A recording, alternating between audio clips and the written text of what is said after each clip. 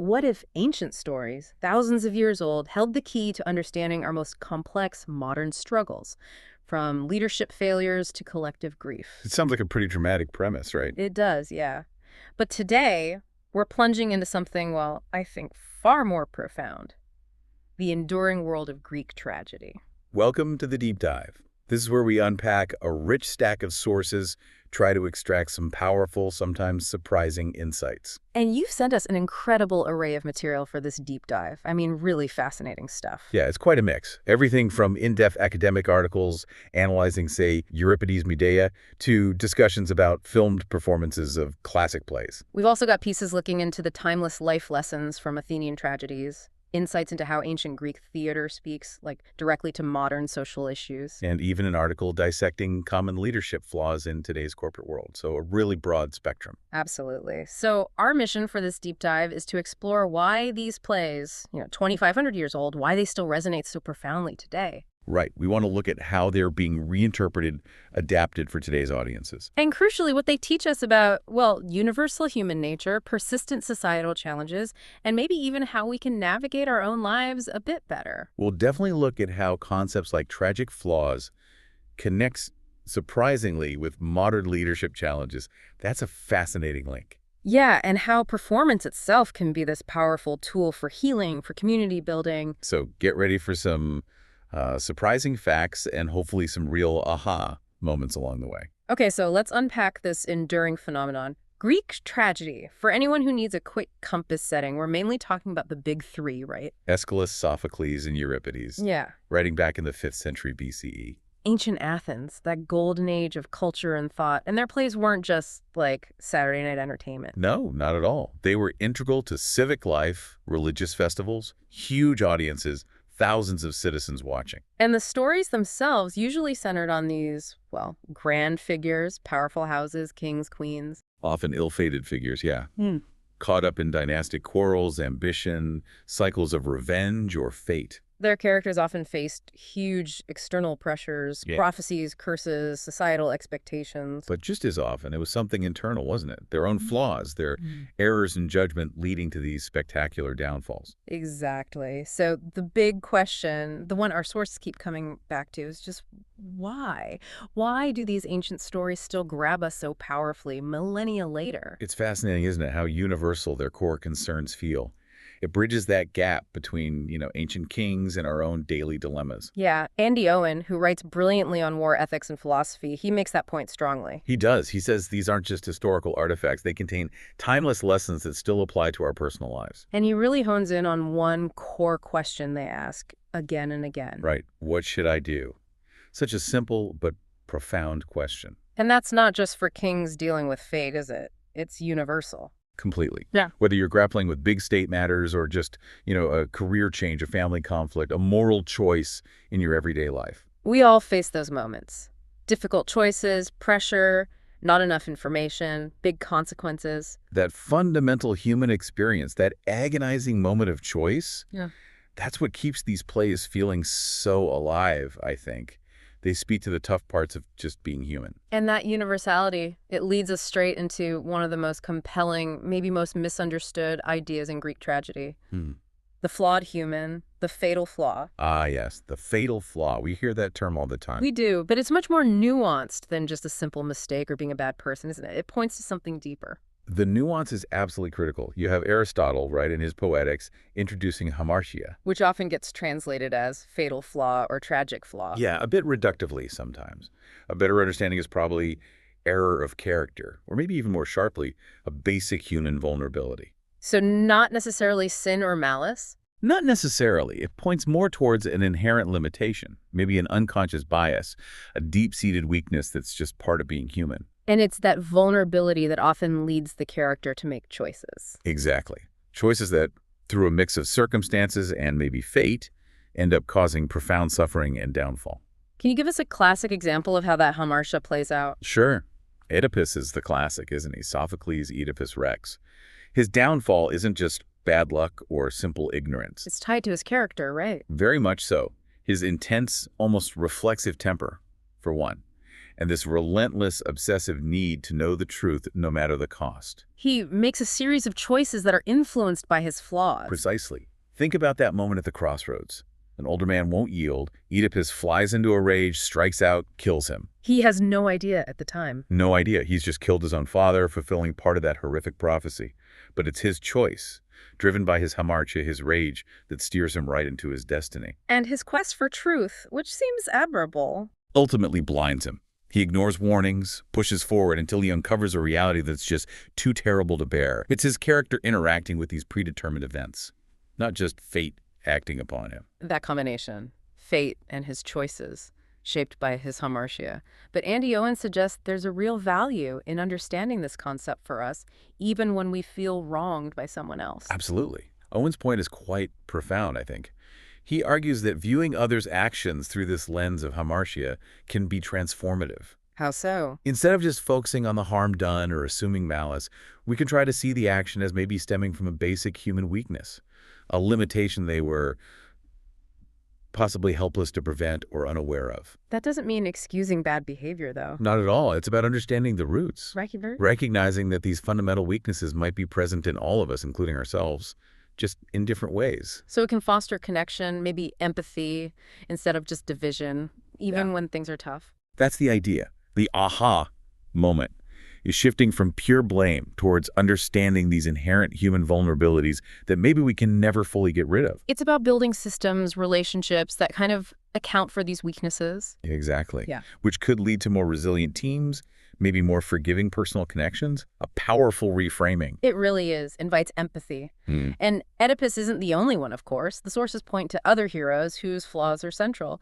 Achilles from Homer's Iliad. Oh, Achilles. Yeah. The ultimate warrior, nearly invincible. But his story is just a deep dive into how even the greatest can be undone by their own nature. What's his hamartia? His excessive pride, hubris, we often call it, and this incredibly intense, consuming rage. Like when Agamemnon takes his war prize, Briseis. Exactly. He feels deeply disrespected, and out of wounded pride, he just pulls himself and his elite warriors, the Myrmidons, out of the fight entirely. Which has huge consequences for the Greeks. Massive. His personal grievance, his refusal to fight for the collective good, cost many Greek lives.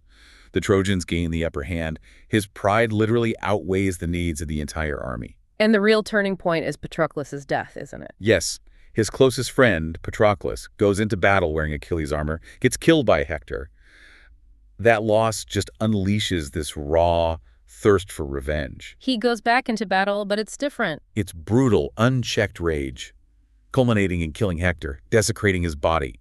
It shows how his flaw, pride, and rage leads directly to immense suffering, not just for others, but ultimately isolating him too. And then you have Hector on the Trojan side.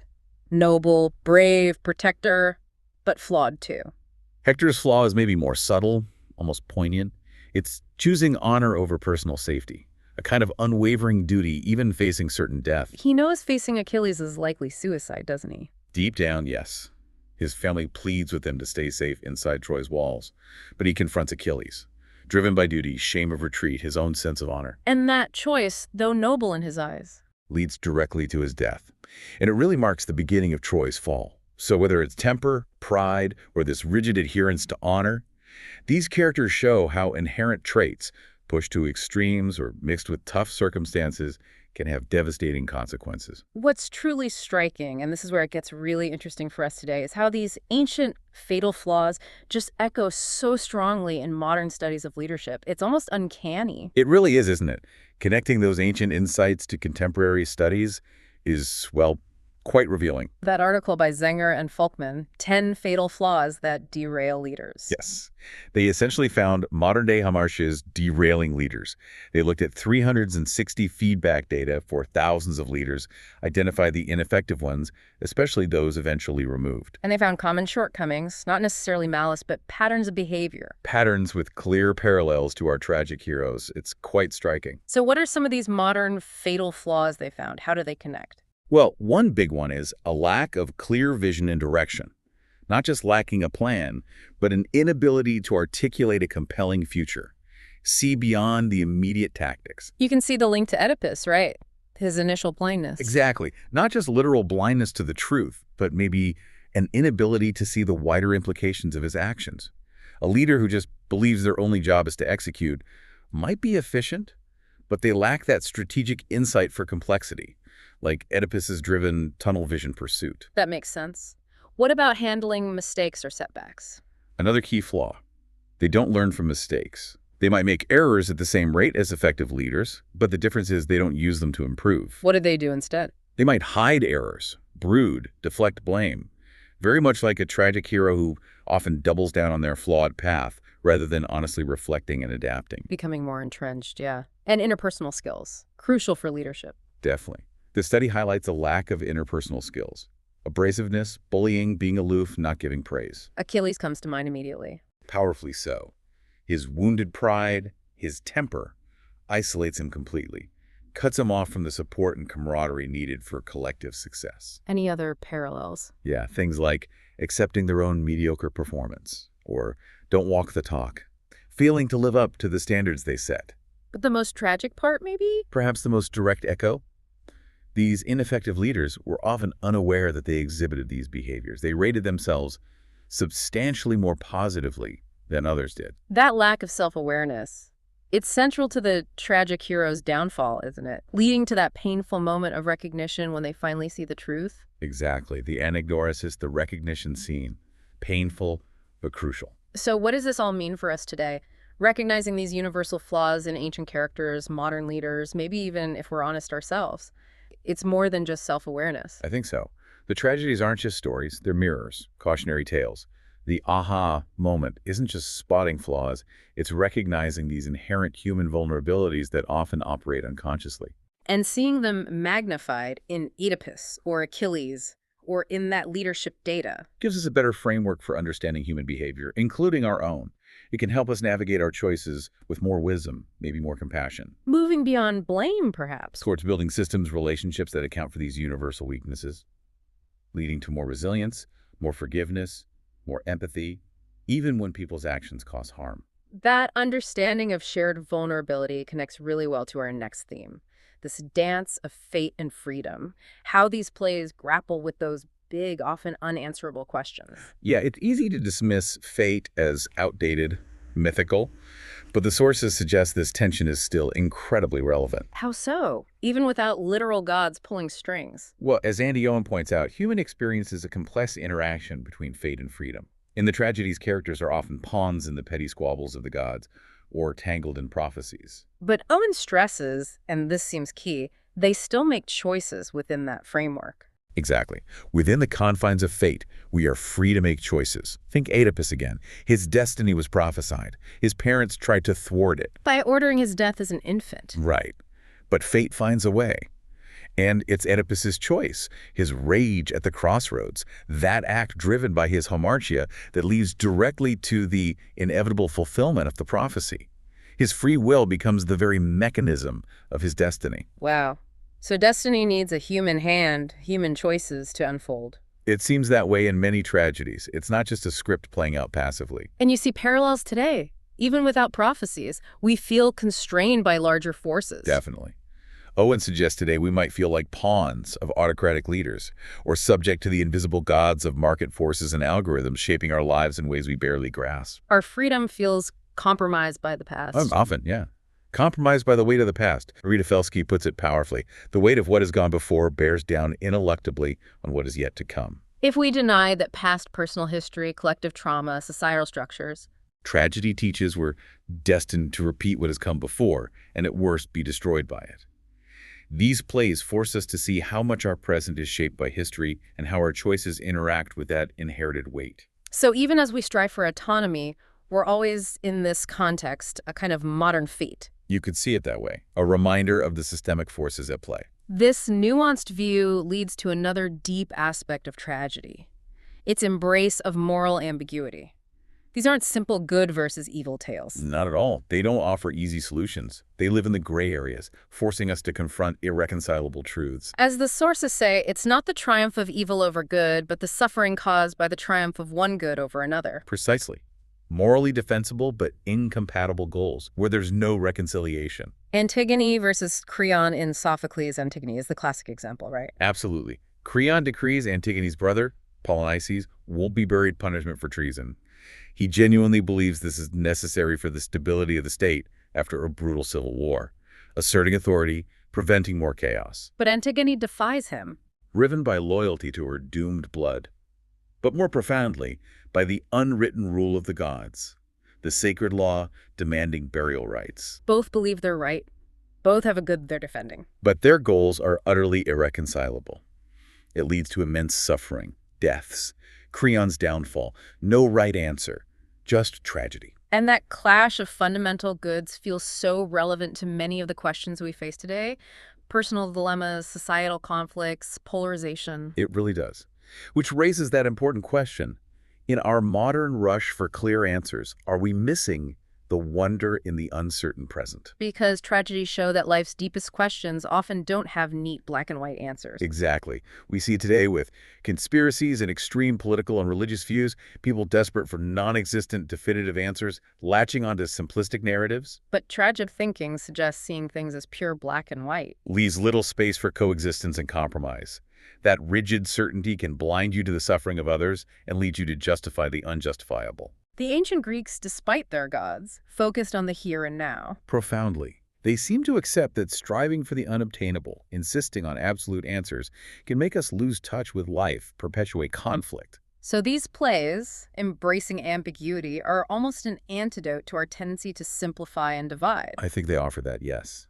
Urging us to grapple with the discomfort of complex truths. That acceptance of ambiguity, that capacity to grapple with it, brings us to this really compelling modern application, the healing power of tragedy. Yes, this idea of grief and rage and how engaging with these stories, especially through live performance, can be this potent way to process trauma, foster empathy, build community. It sounds almost alchemical. It can feel that way. Andy Owen notes the original Athenian audiences were often soldier citizens, veterans of the devastating Peloponnesian War. He suggests the plays were a communal way for them to process combat, loss, trauma. Exactly. And the poet Anne Carson asked that stark question. Why does tragedy exist? Because you are full of rage. Why are you full of rage? Because you are full of grief. Wow. That really gets to the heart of it. It does. And grief isn't just losing loved ones. It's those abstract losses, too. Passing time, lost youth, failing abilities, even grieving what we never had. And the rage is often a natural response to that deep, maybe unexpressed grief. Right. So the goal of a tragic mindset, as Owen puts it, isn't suppression. It's finding a way to release this rage without creating more grief, to deal with all our losses without hurting others. And this isn't just theory. It's being put into practice now through things like Brian Dory's Theater of War productions. Yes, Dory's work is extraordinary. An innovative public health project using readings of ancient Greek plays as a catalyst for town hall discussions. His own motivation came from personal loss, didn't it? Deeply personal. His girlfriend died, his father became severely ill concurrently. He found unexpected solace in tragedy. Translating Sophocles' Philoctetes. At his father's bedside, yeah. Realizing it was specifically about a chronically ill individual abandoned on an island, resonating with his own impossible situation as a caregiver. Tragedy gave him a language, a structure, a shared space to confront grief, prepare for the inevitable suffering of life. And his method is key. The discussion after the reading is the real performance. Absolutely crucial. He stresses that in these discussions, diverse strangers get up and get vulnerable and share things they have never shared in private. Weaving their own experiences into the play, even quoting it. Remarkably, yes. Yeah. He tells that moving story of Marcel, a military spouse, after a performance for Marines. She stood up and just said, "Our home is a slaughterhouse," quoting his translation of Ajax. That shared language gives permission for unspeakable truths. Exactly. Creates commonality. And the actors get this intense direction, make them wish they'd never come, create that inhuman cry. The goal is deliberate discomfort. Yes, to make us profoundly uncomfortable. Then, in the immediate discussion, we can then interrogate what makes us so uncomfortable.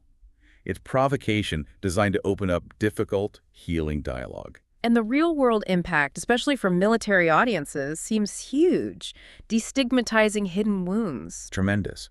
They've performed Ajax the warrior, who takes his own life for countless veterans and families. Doris believes Greek drama was communal therapy for combat veterans in Athens. Sophocles was a general, his audiences knew war. Lieutenant Colonel Joe Geraci's quote is powerful. It's the therapy I received and its cathartic moments that help me feel connected to the person to my left and my right. He still gets goosebumps when Dory says the intent is to afflict the comfortable and comfort the afflicted. It validates trauma, normalizes psychological injury, shows these struggles are timeless, shared. And this model extends beyond the military, like with Antigone and Ferguson. A pivotal example. After Michael Brown's death and the unrest, Dory's proposed Antigone, a play about an unburied body, civic law versus moral imperative, community division. And that production uniquely included a local gospel choir and members of the police choir. Bringing together groups often at odds. The play resonated because it is about violence and authority and sadness, and about the high price of principle and the impossible cost of weakness. It's about what can happen when everyone is right. When perspectives rooted in justice just can't coexist. Exactly. Actress Samara Wiley, who played Antigone, noted how it elicited real emotional human feelings, and that it wasn't just about what the performers give, but what they can give us. The power of shared audience vulnerability. That shared experience sounds transformative. The story of the panelist hugging the police lieutenant. A powerful moment of emotional release, breaking down barriers, and Dwayne Foster, Michael Brown's teacher, his response after being asked, how are we supposed to live? What did he say? Shit ain't right, but you can't give up. The God I serve does really weird things to make a point. It captures that resilience tragedy evokes. Confronting unresolved truths, but finding shared understanding, radical empathy, determination to carry on. So for us as individuals, engaging with difficult truths, maybe the best way is immersing ourselves in stories that force us to feel. Sit in discomfort, then talk about it, connect it to our lives. It validates our struggles, shows shared vulnerability is strength. This healing power leads perfectly to our final section, how these classics are being reinvented today. There's this deluge of Greek tragedy on modern stages, a global trend. It's undeniable. Japan, Africa, everywhere. Helene P. Foley outlines key reasons. First, its powerful political relevance. It lets artists respond to extreme situations without being crudely topical. Exactly. Speak to injustice through the lens of myth, like Antigone in occupied France, or 1980s Ireland, or South Africa's The Island during apartheid. Or Prometheus bound in modern China, speaking to resistance against tyranny. The ancient text becomes a potent vehicle for contemporary critique. And they're inherently flexible. Right. And adaptable. Hugely. That's the second factor. Adaptability and invitation to experimentation. Every performance is an adaptation, translation, lost context, music, dance. That uncertainty actually invites experimentation. Paradoxically, yes. As director Suresh Awasthi said, claiming authority is self-defeating. Classics invite interpretation. It's fertile ground for diverse visions, injecting new cultural meanings. And for actors, especially women, they offer something special. That's a massive point. The powerful female roles. Foley notes contemporary actresses favor them. Timberlake Wertenbaker said Greek poets didn't look down on women, didn't give them a small, stupid role. These women are terrible, and they have the courage of their horror. What a line. Think Medea, Clytemnestra, Antigone. Complex, terrifying women driving the narrative, challenging conventions of femininity and power. So political bite, adaptability, amazing roles, but they're also just fundamentally great stories. Absolutely. The Rolls-Royce plots and psychological depth. Charles Mee said getting into a Greek plot is like stepping into a Rolls-Royce, meticulously constructed, suspenseful. And Freud saw their deep psychological truths going beyond the simple soap opera. Yes. The divine forces, the public settings allow for complex motivations beyond just personal psychology. And finally, the mythical tradition itself. Martha Graham's point, Americans lack their own rich myths, borrow from others. And Greek myths are public domain, adaptable without offending major religions, universally accessible. This flexibility has led to some really experimental adaptations, pushing boundaries. Definitely. Like Andrei Serban's Fragments of a Greek Trilogy in the 70s, distilling plays like Trojan Women, Medea, Electra, into sequences performed without comprehensible language. Using the phonetic force of ancient tongues. A ballet for the mouth, using the whole body as a resonator. Imagine Jason and Medea's conflict as a contest of hurled sounds, pure rage. Wow. Not about intellectual understanding, but primal emotion. Tapping into pre-linguistic truth about suffering. Very visceral. And then directors like Suzuki Tadashi brought a different cultural lens. Suzuki, the Japanese director, fragmented plots, creating new statements influenced by no drama-fluid time, identities, realities. His Clytemnestra reordered the myth. Radically. ending with Orestes and Electra's mutual suicide pact, an incestuous embrace.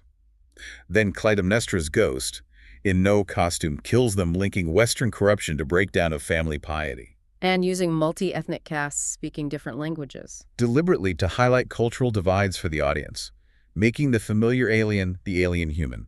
Yukio Ninagawa's Medea is another example of that East-West fusion. Aiming for universal theater, his influential 78 Medea had red ribbons for blood, Western music, an all-male cast with a kabuki onagata, Who removed his female costume during Medea's debate about killing her children. revealing a masculine body but retaining feminine makeup. A powerful visual dimension to her internal conflict, gender performance, societal pressure.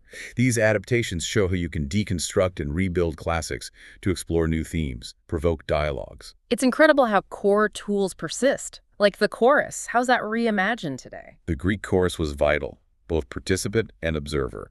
Communal commentary, philosophical questions, bridging audience and characters. Like the Theban citizens in Oedipus or the Corinthian women in Medea? Exactly. Modern adaptations get creative. Woody Allen's Mighty Aphrodite had a literal chorus, comically commenting. Faulkner's As I Lay Dying used fragmented perspectives like a modern chorus. Even Deadpool breaking the fourth wall, a kind of irreverent chorus. You could argue that. The core function remains. Mirroring sentiment, asking questions, providing collective thought, drawing the audience in. And we saw that in Theater of War with the Gospel Choir and Antigone in Ferguson, Yeah. a communal, spiritual voice. Precisely.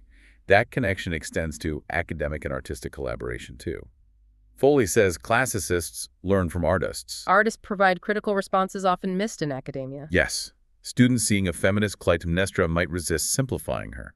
A performer like Olympia Dukakis, struggling with Hecuba's trial scene, made the play feel newly strange, prompting new academic questions. It enriches both fields. And for those who can't see live plays, there are filmed versions.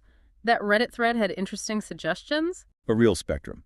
Peter Hall's Oresteia, 83, with Fury Road vibes, suggesting raw intensity. And those Irene Papas films, Antigone, The Trojan Women with Katharine Hepburn, Iphigenia. Iconic performances. Yeah. Plus Pasolini's more experimental Medea and Oedipus Rex. Though maybe start conventional if you're new. That user mentioned a 1957 Oedipus Rex with hokey, over-the-top acting, and William Shatner. Huh? Yes, Shatner.